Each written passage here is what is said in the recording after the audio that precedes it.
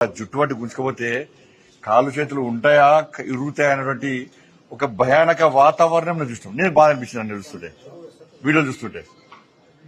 గంట గుంజుకోపోతే అమ్మాయిలా పట్టుకొని గంట గుంజుకోపోతారా? ఈడ్చుకోబోతున్నారు. కనీసం మానవత్వం ముఖ్యమంత్రి గారికి కనీసం. వాళ్ళ భూములు అమ్ముకుంటారు, మా భూములు ఎందుకు అమ్ముకుంటారు అని చెప్పి ప్రశ్నించే ప్రయత్నం చేస్తే మీరు దొంగతనం లెక్క అర్ధరాత్రి దొంగ లెక్క జేసీబీలను 10 జేసీబీలు తీసుకుపోయి రాత్రి మొత్తం చెట్లు కొట్టేస్తారు. నిబంధనల విరుద్ధంగా భూమిని చదువుని చేస్తారు.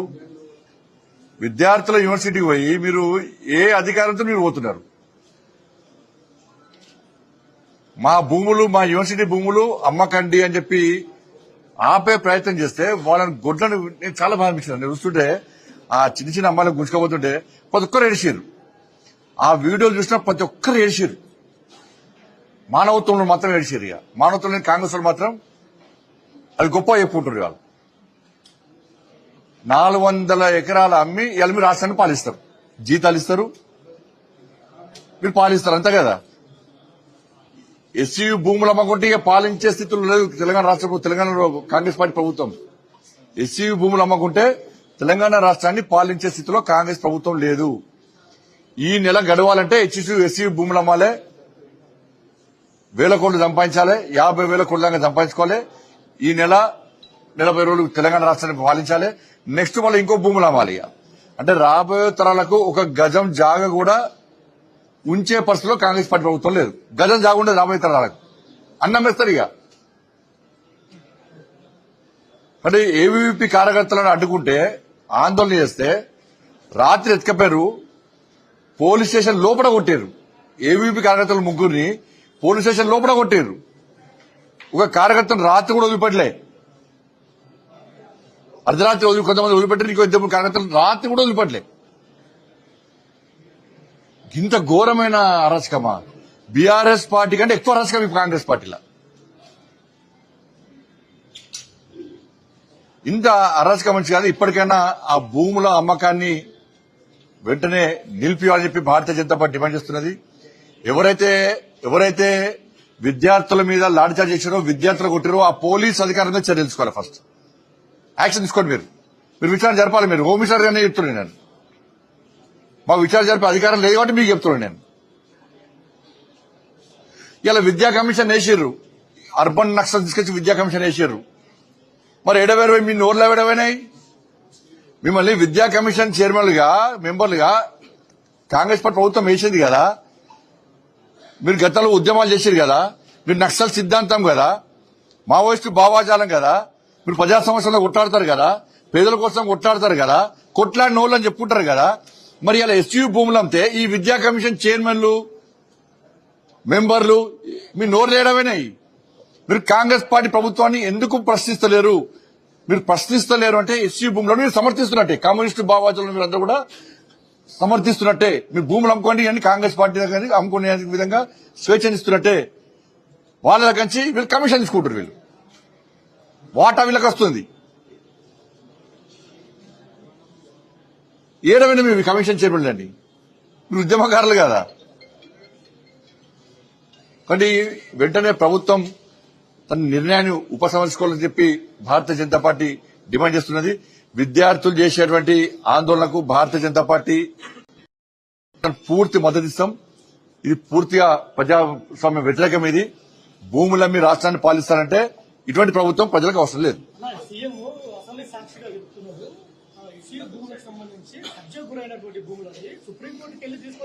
అరే నువ్వు అమ్మడానికి ప్రభుత్వం భూములు అమ్మని అది అమ్ముతావా? ఏ అభివృద్ధి కోసం అమ్ముతావా? అంటే అమ్మి పాలిస్తావా? నువ్వేం పాలించేది? కేఏ పాలకు రాష్ట్రం ఇస్తే పాలిస్తాడు. అమ్మి ఏమంటే అమ్మి పాలించమంటే నువ్వు పాలించేది ఏంది అంటున్నా. నువ్వు తెలంగాణ రాష్ట్రం అప్పుల పాలనే చెప్పని చెప్తేవి. నువ్వు ఎన్నికల ముందు ప్రచారం చేయనిస్తేవి. అప్పులో ఉన్నటువంటి తెలంగాణ రాష్ట్రాన్ని కాపాడుకుంటాం, తెలంగాణ రాష్ట్రాన్ని పాలిస్తామని చెప్పి 6 గ్యారెంటీలు 420 హామీలు ఇస్తేవి. అప్పుల విషయం ముందే తెలుసు. మళ్ళీ ఇప్పుడు ఎందుకు అమ్ముతావు భూములు? చెప్పండి. అప్పుడే మేము భూములు అమ్ముతాం, ప్రజల ఆస్తులు అమ్ముతాం, అమ్మి రాష్ట్రాన్ని పాలిస్తాం ముందు చెప్తే 1 కోటి పడకపోతుండే, 1 సీట్ రాకపోతుండే. నీకు ముందు ఎందుకు చెప్పాడు ఎన్నికల ముందు?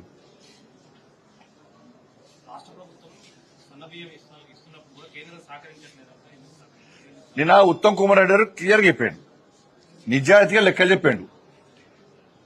మొన్నటి వరకు కూడా 10,000 కోట్ల రూపాయలు మేము ప్రతి సంవత్సరం ఖర్చు పెడుతున్నాం ఈ బియ్యం కోసమని.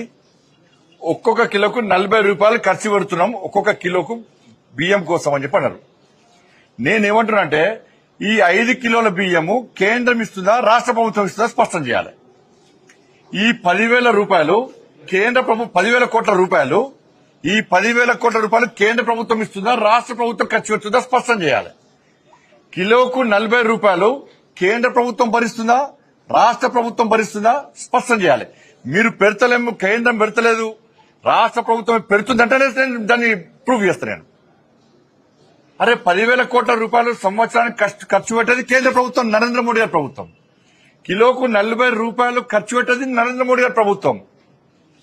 మిల్లింగ్ నుంచి ఇవాళ ట్రాన్స్పోర్టేషన్ గానీ, శుద్ధి తలపచాలని, గోన సంచి పైసలు గానీ లాస్ట్ కు వీళ్ళు కొనుగోలు ముందు వీలు చేయాల్సి వస్తుంది, రాష్ట్ర ప్రభుత్వం కొనుగోలు చేయాల్సి వస్తుంది.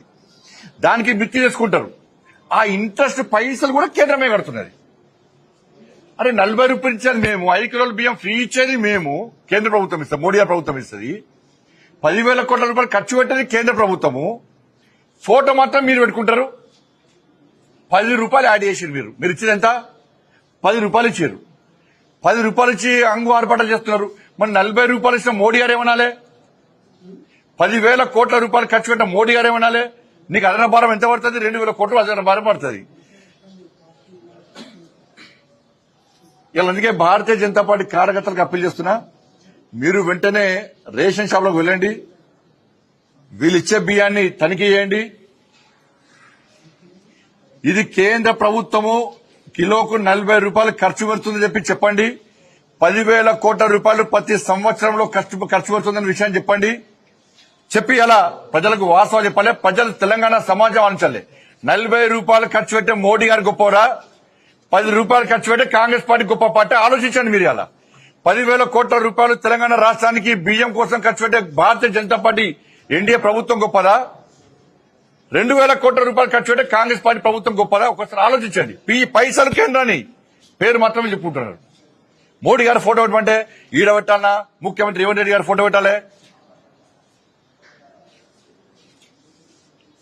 అరే రేవంత్ రెడ్డి గారు ఫోటో పెట్టద్దని మేము అంటలేము, మీ ఫోటో పెట్టుకోవడం మాకు ఏం అభ్యంతరం లేదు.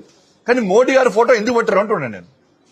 కనీసం నేను అంత పెద్ద ప్రారంభోత్సవ కార్యక్రమం పెట్టినప్పుడు సన్న బియ్యంది ఒక్కసారన్నా కనీసం మీ నోటి ద్వారా కేంద్ర ప్రభుత్వం సహకరిస్తున్నది, 10,000 కోట్ల రూపాయలు మాకు ఇస్తున్నది, 40 రూపాయలు కిలోకి ఇస్తున్నది, దాన్ని 10,000 రూపాయలు యాడ్ చేస్తే చెప్పుకోని ఇబ్బంది లేదు. కానీ కనీసం పేరు చెప్తలేరు. చెప్పాలి, నేను 10,000 కోట్ల రూపాయలు అంటే నేను ప్రూఫ్ చేస్తాను. దాన్ని మా సవాల్ సిద్ధమా? కాంగ్రెస్ పార్టీ చెప్పాలి. ఏడవనంతే. దాంతోపాటు లోకల్ బాడీ ఎలక్షన్స్, హైదరాబాద్ స్థానిక సంస్థల ఎన్నికల్లో కాంగ్రెస్, బీఆర్ఎస్, ఎంఐఎం 3 పార్టీలు ఒకటేనాయి. కాంగ్రెస్ పార్టీ ఎంఐఎం సపోర్ట్ గా ఇలా పోటీ తప్పుకునే ప్రయత్నం చేస్తుంది. బీఆర్ఎస్ పార్టీకి మెజార్టీ ఉన్నప్పుడు కూడా దాదాపు 70 ఓట్లకు పైగా ఉన్నప్పుడు కూడా ఇలా పోటీ చేయడానికి ఇలా ముందుకు వస్తలేదు. ఎందుకంటే కాంగ్రెస్ పార్టీ సహకరించడానికి ఇలా ఈ భాషా పేరుతోని, దక్షిణ భారతం పేరుతోని, దక్షిణాది రాష్ట్రాల పేరుతోని ఇలా చెన్నైలో జరిగిన సమావేశానికి కాంగ్రెస్ అనేది బీఆర్ఎస్ ఇద్దరు అనుకుని వేరు. మళ్ళీ హైదరాబాద్ లో పెట్టే మీటింగ్ కూడా ఇద్దరు కలిసి అరేంజ్మెంట్ చేస్తున్నారు. ఎవరోని పిలవాలి, ఏ పార్టీ పిలవాలి, బీఆర్ఎస్ పార్టీ కాంగ్రెస్ పార్టీ అనుకుని పిలుస్తున్నారు. ఇలా స్థానిక సంస్థలు ఇక్కడ ఈ లోకల్ బాడీ ఎన్నికల్లో కూడా, ఎమ్మెల్సీ ఎన్నికల్లో కూడా కాంగ్రెస్, బీఆర్ఎస్ కలిసే ఎంఐఎం పార్టీకి మద్దతు తెలిపే ప్రయత్నం చేస్తున్నారు. ఇలా కాంగ్రెస్ పార్టీకి 2 కార్పొరేట్ సీట్లు ఉన్నాయి. 20 మంది బీఆర్ఎస్ వాళ్ళు జాయిన్ అయ్యారు. దానిలో ఎంపీ ఉన్నాడు, ఎమ్మెల్యే ఉన్నాడు, ఎమ్మెల్సీ ఉన్నారు, పోటీ చేస్తలేరు. బీఆర్ఎస్ పార్టీకి 54 మందో 55 మందో కార్పొరేటర్లు ఉన్నారు, ఎమ్మెల్సీ ఉన్నారు, ఎంపీ ఉన్నారు, ఎమ్మెల్యే ఉన్నారు. మరి వాళ్ళకి ఇంకా అదనంగా ఈ కార్పొరేటర్తో పాటు అదనంగా ఇంకెన్ని ఓట్లున్నాయి వాళ్ళకి.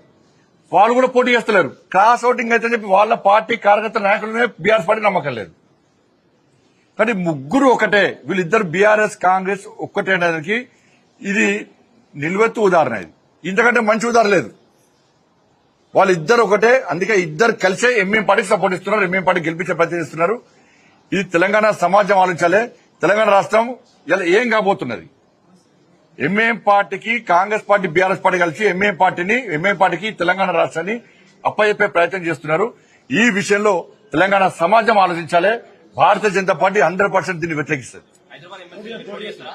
100% పోటీ అని చెప్పి ఆలోచన ఉన్నది. అది అందరూ పార్టీ రాష్ట్ర అధ్యక్షతన సమావేశం ఏర్పాటు చేసుకుని నిర్ణయం ప్రకటిస్తాం.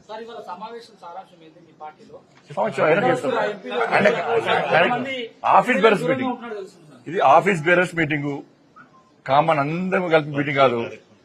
కాబట్టి కొత్త అధ్యక్షుల పరిచయ కార్యక్రమము, దాంతో పాటు ఎవరు పిలిస్తే వాళ్ళు వస్తారు. ఎజెండాకి సంబంధించి మీటింగ్ ఎజెండా, దాని తర్వాత మీటింగ్ తర్వాత అధ్యక్షుల వరకు ఎవరు ఆదేశిస్తే వారు మీటింగ్ చెప్తారు.